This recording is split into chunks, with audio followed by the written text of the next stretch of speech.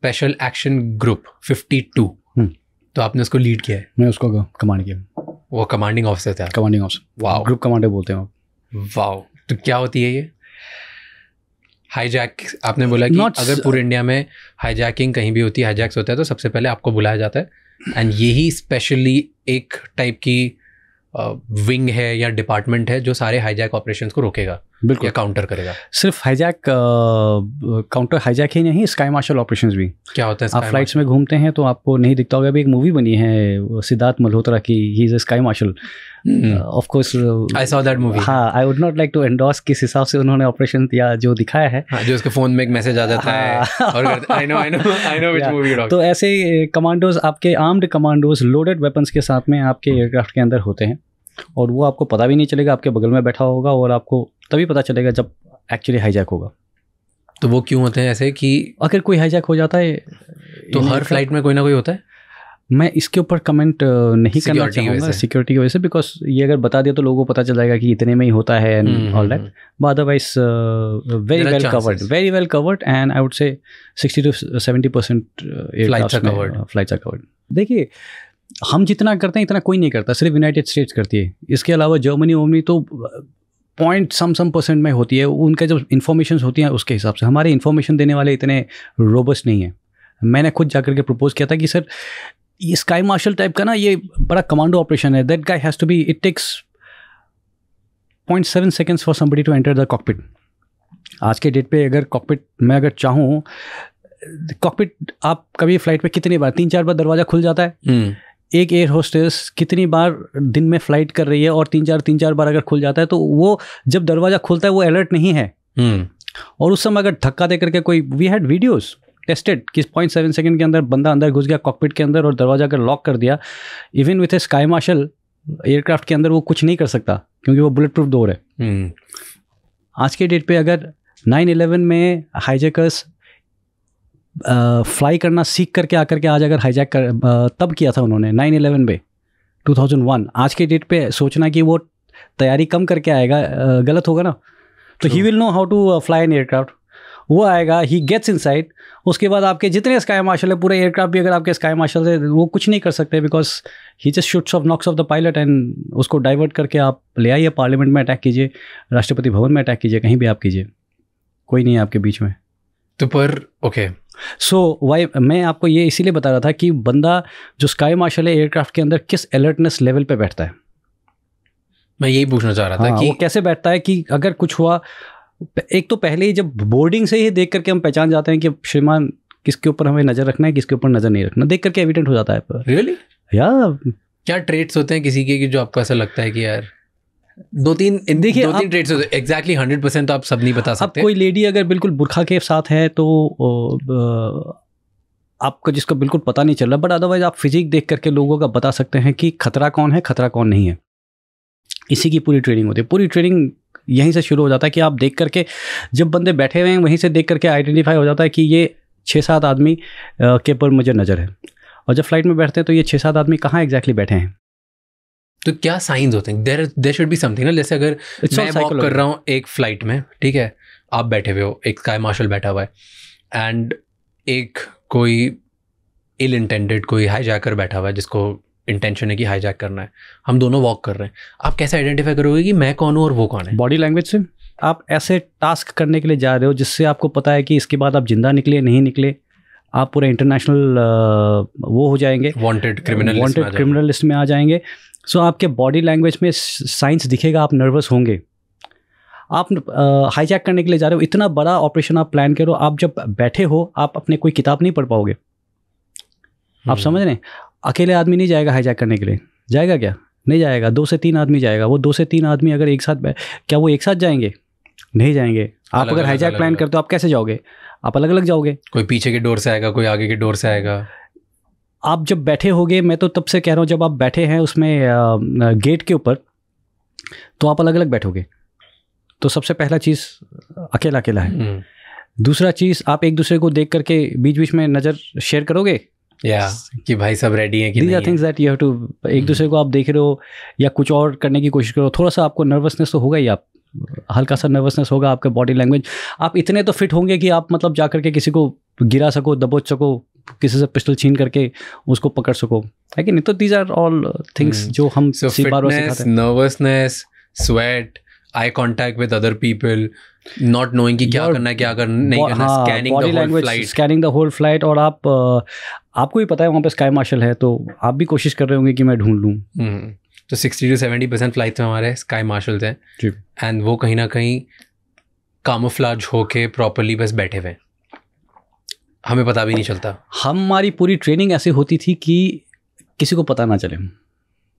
मैं खुद गया हूँ और मेरे फोटोग्राफ्स हैं तब के ज़माने के, और नोबडी कैन मेक आउट मैं क्या था और कैसे गया हूँ। ओके, टेल मी कि क्या ट्रेनिंग होती है कि आपको स्पेशली एक ऐसी विंग में डाला जाता है, स्पेशल एक्शन ग्रुप 52, जिसमें आपको सिर्फ ट्रेनिंग मैक्सिमम टाइम इसलिए दी जाती है कि यार एक हाईजैक को रोकना है। तो ऐसी क्या ट्रेनिंग होती है? वाई एक नॉर्मल जो आर्मी में इंसान है, एक नॉर्मल सोल्जर है, वर्सेस SAG 52 में क्या डिफरेंस होता है? देखिए, एयरक्राफ्ट जो है बहुत ही डेलिकेट है। अगर किसी हाईजैकर ने के हाथ से ग्रेनेड ब्लास्ट हो जाता है, ग्रेनेड तो लेकर के आया, ग्रेनेड सबसे अच्छा आसान है कैरी करने के लिए, पिस्टल भी तो शायद पहचाना जाए, ग्रेनेड पहचाना थोड़ा ज़्यादा मुश्किल है, और 1 या 2 ग्रेनेड अगर ब्लास्ट हो जाता है, पूरा का पूरा एयरक्राफ्ट आपका उड़ जाएगा। आपने 26/11 के अटैक्स आप इमेजिन कीजिए, ताज का 850 रूम के आसपास उसको क्लियर करना कमांडोज के लिए कितना मुश्किल था जब वो कमरे के अंदर जाते हैं। देखिए, आइडियली क्या है, कमरे के अंदर मैं जाऊँगा, ग्रेनेड फेंकूंगा, 4 ग्रेनेड फेंकूंगा, 6 ग्रेनेड फेंकूंगा, इंश्योर करूंगा कि बंदे सारे मर गए हैं अंदर, और फिर मैं अंदर जाऊंगा, और अंदर क्या होगा, 3 सिविलियन थे वो मर गए।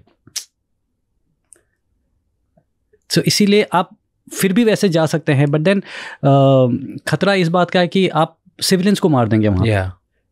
अब 850 कमरे के अंदर इमेजिन कीजिए, मैक्सिमम शायद 100 या 150 या 300 कमरों के अंदर सिविलियंस होंगे, बाकी कमरों के अंदर तो सिविलियंस नहीं थे। आप एयरक्राफ्ट को इमेजिन कीजिए, एयरक्राफ्ट के अंदर कितने पैसेंजर्स होंगे। आपका एक बुलेट अगर मैं किसी को मारूं, ऊंड बैलिस्टिक्स होती है। क्या होती है? ऊंड बैलिस्टिक्स, कि आपके बॉडी में एंटर करने के बाद में वो एग्जिट कैसे करेगा बुलेट। ओके, आपके बोन स्ट्रक्चर से, बॉडी एक वो तो नहीं है जेल का, वो तो है नहीं, है कि नहीं, बोन्स हैं। हमारे एक ऑफिसर को गोली यहाँ से लगी थी, यहाँ से आकर के अंदर ही अंदर से जाकर के यहाँ एम्बेड हो गया था। So bullet takes a turn after hitting someone, किसी को हिट करने के बाद में वो टर्न कर जाता है। So sky marshal has to be that good कि मैं इसको यहाँ से शूट करता हूँ, उसके बाद जाकर के और किसी और को ना इंजोर करे। आपको एयरक्राफ्ट के बारे में, हर एयरक्राफ्ट के बारे में आपको इतने डिटेल में पता होना चाहिए कि किस एयरक्राफ्ट में कैसे वो करेगा। मतलब हमारे जो ये ट्रेनिंग होती है उसमें हम पता नहीं इंजीनियर्स के साथ में कितना समय बिताते हैं, पूरे के पूरा दिन सुबह से लेकर के एक एयरक्राफ्ट के पार्ट्स के ऊपर उनको ब्रीफ किया जाता है। कैसे ट्रेनिंग होती है? टेल मी कि जब SAG की ट्रेनिंग स्टार्ट होती है तो सुबह से लेकर रात तक क्या करते हो, क्या ट्रेनिंग होती है? सिर्फ एयरक्राफ्ट की ट्रेनिंग।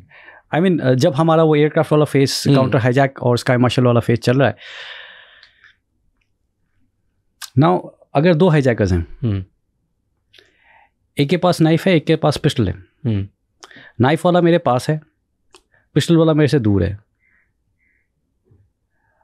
मैं पहला स्काई मार्शल बैठा हूँ, मेरे लिए इट्स अ डिफरेंट कंटिजेंसी। अब नाइफ वाला अगर दूर चला गया, पिस्टल वाला पास में आ गया, तो इट्स अ डिफरेंट कंटिजेंसी, मेरा रिस्पॉन्स बिल्कुल अलग होगा। मैं कहाँ बैठा हूँ, मेरा पीछे वाला कहाँ बैठा है, या जितने भी है, मैं नंबर्स में नहीं जाऊँगा कि कितने हैं, कौन कहाँ एग्जैक्टली बैठा है, उसके ऊपर पूरा का पूरा आपका गेम अलग हो जाएगा। जैसे मैंने आपको बताया 0.7 सेकंड्स के अंदर ठक से बंदा रश करके अंदर घुस सकता है, और अगर एक बार घुस गया उसके बाद भी इलाज है हमारे पास, जो मैं एक्चुअली नहीं बताना चाहता। उसके बाद भी हमारे पास इलाज है कि आप घुस तो जाओ। फिर हम बता देंगे। मैं seriously close to 4 years I commanded, पूरे टाइम हम यही सोचते थे कि कोई तो करो यार, कभी तो मौका लगे। आप सोचिए, आप 18 घंटा दिन में ट्रेनिंग कर रहे हैं, ट्रेनिंग कर रहे हैं, और कोई कुछ कर नहीं पा रहा। तो अच्छी बात है सर, नहीं हो रहा है, बहुत अच्छी बात है, मत डराओ मुझे। मैं सीरियसली सोचता हूँ कि हमारे तब के प्रार्थना का अभी जवाब ना मिल जाए। But that's on a lighter side, I am sorry, I don't mean to. I get it. पर कभी ऐसा हुआ है, कभी आपने हाईजैकिंग सिचुएशन में आप थे?